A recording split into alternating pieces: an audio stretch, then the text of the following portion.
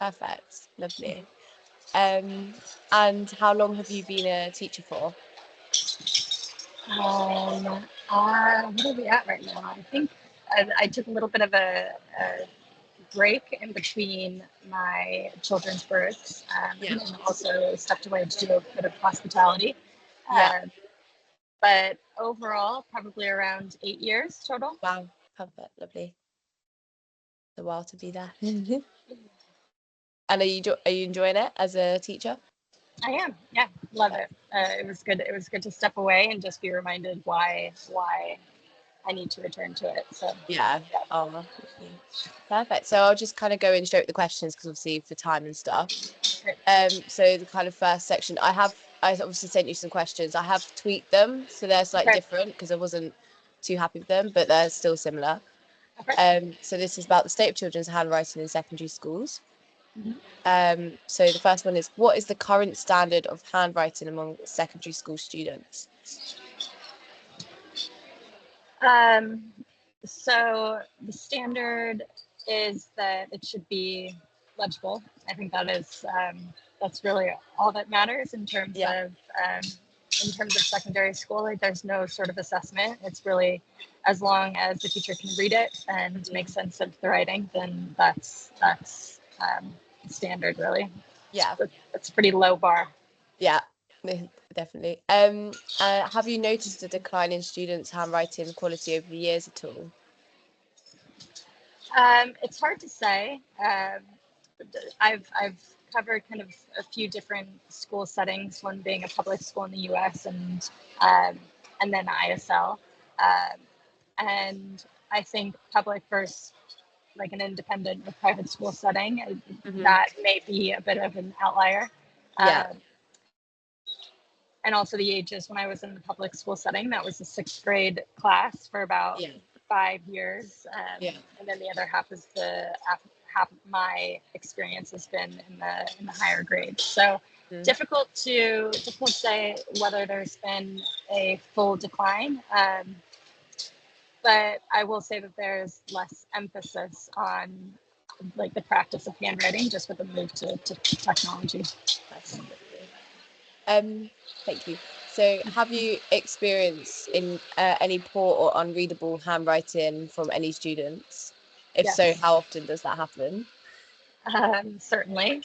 Yeah. I would say in a class of maybe 10 to 15 students, I'd say almost every year there's at least 1 to 2 students in there Yeah. with pretty atrocious handwriting, Yeah. um, which might be escalated to like the SEN team to try to figure out or pinpoint what's leading to that Hmm. poor handwriting.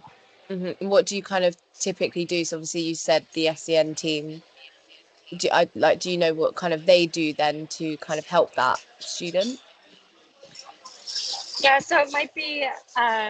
I was actually thinking, for your sake, it would be really helpful to speak to an SEN teacher because I don't know the ins and outs of the tests that they take or that they provide for their students. But I know that you can submit a referral for Hmm. their handwriting to be monitored or tested.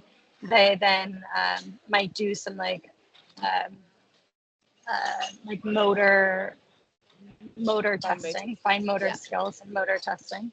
Hmm. Um, and from there, what's interesting though is I think less training is given in terms of handwriting and more of like the the modification and how they take exams or how they type out responses. They're then given a computer, Hmm. a laptop, rather than focusing on improving their handwriting. Improving They're just handwriting. kind of Yeah. given a crutch. Yeah. Yeah, That was kind of what but I happened for don't know me. beyond that. Yeah, at school, that was kind of what happened when I was at school, because suddenly like a kid with bad handwriting would like appear with a laptop, and Yeah, you kind of knew what that meant. Do you know what I mean? But yeah, thank you. yeah. And finally for this section, um, how does, like, so obviously you're an English teacher, so you probably have quite long writing tasks. How does those kind of long writing tasks or like time constraints affect the quality of that a student's handwriting? Do you notice kind of any sort of change Sorry, for say that learning? again. The writing tasks and like the format of the writing tasks, or More like if there's like a long writing task or and it's paired with like a time constraint, so like more kind of exam or in lesson, is do you see like a difference kind of as it goes on in the handwriting, yeah, basically? yeah, of Yeah. course. They most of our seated exams are 60 minutes or more, and you Hmm. can tell like from the very first line to the last line, there's a huge decline Yeah. in and I think that's attributed to the time pressure. They're trying to just get out as many Get jobs as it in possible. there. Yeah. Yeah. Yeah. Okay. Lovely. Thank you. So then the next section is about just students' writing habits. Okay. So kind of what type of pens do students typically bring to class? If I've got the ones that we kind of provide to school. It's the Mhm. BIC, base pens. Yes. Most of the kids use those, or they have their own. Very few.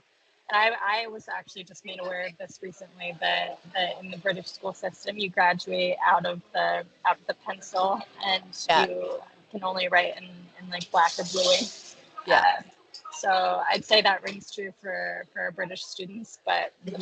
they're the ones that have actually been around here longer than others. But yeah, I'd say black, blue, pen. Yeah. Perfect. How often do you find yourself lending pens to students who haven't got one, if that happens at all? Yeah, less often now. I think most kids carry around something to write with. In the lower grades, less so. So in my grade 6, I'm having to lend out pens more often. Hmm. But once I get into 10, 11, 12, less so. But then again, a lot of those students are actually typing rather than writing. Right. Uh, when given, it's like during class, if they're given an option, they may prefer to type. And generally, they don't ask me because I just have to tell them to ask Okay. if they need one. Yes. Um,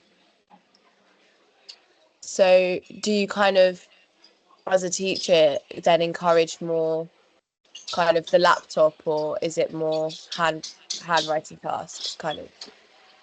It really depends on the lesson. In 10, 11, and 12th grade, all of the exams have to be handwritten. Hmm. So unless it's like a creative writing piece, then they can type it out. But I am trying to get them comfortable with like paragraph writing by pen, Hmm. or essay writing by pen, just to get into the practice of it. And sorry, did you ask how much is handwritten versus laptop? Well, yeah, just kind of in general, because back in, I say back in the day, when I was at school, it was more like less laptops were given out. That was more almost not a treat, but just kind of, I mean, all the kids were almost jealous of the kid that got the laptop, and Yeah. that was obviously could be interesting for this, but it's more just to see, like, is it now, has that changed? Is it more laptops are given out? Every student has a laptop. Oh really? Um, Oh, okay. yep. So, and if they don't have one, I think the school provides like loaners, um, so that they can loan a computer for the duration of the year. Mm. But for the most part, every student has a device, whether it's a laptop or an iPad, in their backpack at all times. Oh wow, Uh, okay. Yeah. and I also provide all of my students with a writing journal. Mm. So they'll do notes. I find a lot, speaking to a lot of students, actually, they learn better by writing it down versus by typing it, which allows Yeah. for more processing time. Yeah. So I do try to encourage that. Also, like the fact that notes take many forms, like Hmm. in graphs and Venn diagrams and bullet points. It might just be like there's more option when you're handwriting it. Yeah. Um, yeah, so I'd say it's probably 50-50 or so in terms of handwritten versus laptop work. Perfect. Lovely. And kind of from what you see when they are writing on those like notes or whatever, do you feel that kids still have kind of a love for handwriting? Like, are they taking their time to kind of write it neat, or like personalize it to themselves, or like make it colorful? Like, do you see that at all, or? Certainly with my grade 10s. I mean, they have like all of the markers out, and like Yeah, they have such beautiful headings with yeah. their highlighters, and Hmm. they take it really, really seriously. Less so with my grade 6s. Right. Uh, and then my 11 and 12s, not at all. Okay.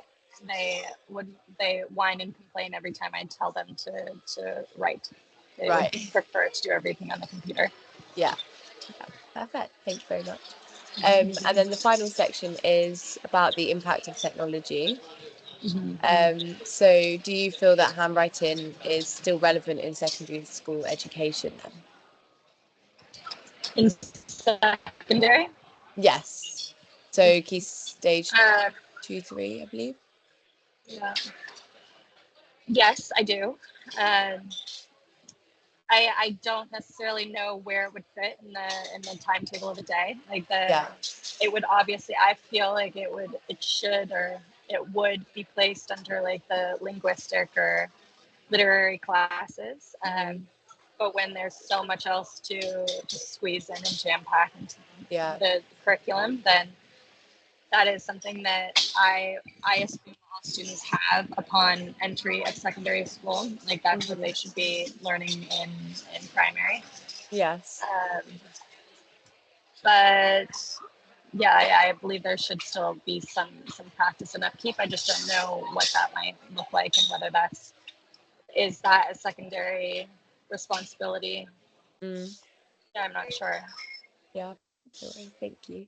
Um, so obviously with AI as well coming into play over the past couple of years, how do you think that or other kind of technology will impact education in the next sort of 10 years or 5 years? Education broadly speaking, or still in regard to handwriting? Um, Handwriting. Okay. Yeah. Um, yeah, it's. I think that kind of goes into why my grade 11s and grade 12s are so anti handwriting. Is because they're like, well, as soon as we have to handwrite, we lose the resources available online, Hmm. um, and they, yeah, I do worry about AI just being too easy and available on a child's fingertips Hmm. uh, to make them feel that there's no need to learn how to write on their own. Yeah. So yeah, there's some concern, but I I appreciate the IB kind of continuing to stand firm in like their assessment protocol and procedure, and Yeah. encouraging students to like keep up handwriting and maintain that. So I feel like we still have a little bit of edge over Hmm. AI at the moment, but Yeah. there's definitely no the pendulum swinging in that direction, and we're going to have to adapt. And Hmm. students are definitely faster at typing and punching Yeah. in a phone to Yeah. like now picking up a pencil and scribing. Hmm. Um, yeah, so Definitely. yeah, there'll definitely be some change. Yeah, definitely. So you said earlier about how you put up more, is it the school or should put more emphasis on handwriting? Mm-hmm. Um, yeah, so is it that it's just not spoken about much at school then, or kind of? um I am keen to know what they do in primary, Yeah, because in secondary really it's not really, yeah. mentioned. It's not its own separate entity or class Mm, or subject. It's only really mentioned if there's a concern from a teacher about a student, and it needs to be escalated to the SEN department. right. Okay. Otherwise, yeah, we don't talk about handwriting. That's really helpful. And finally, last question is, do you think children's handwriting is an issue that needs to be addressed more overall? Um, Yes and no. Mm.